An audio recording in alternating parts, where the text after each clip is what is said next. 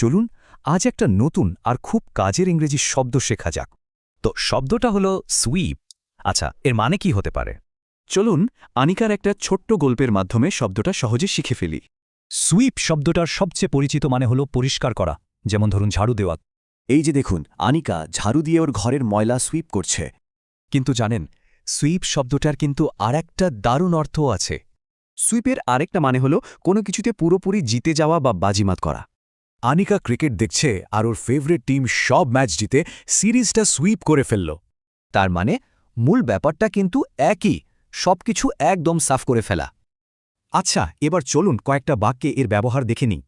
যেমন বিজনেসের ক্ষেত্রে কোনো নতুন প্রোডাক্ট বাজার মাত করলে বলা হয় ইট সোয়েপ্ট দ্য মার্কেট। আবার খেলার মাঠে কোনো দল যখন সবগুলো ম্যাচ জিতে যায় তখন বলা হয় দে সোয়েপ্ট দ্য সিরিজ। আনিকার মতো কেউ যখন কোনো কাজ দারুণভাবে করে ফেলে তখন বলা যায় শি সোয়েপ্ট থ্রু ইট। তাহলে মোট কথা, সুইপ মানে ঝাড়ু দেয়া, আবার পুরোপুরি জিতে যাওয়া।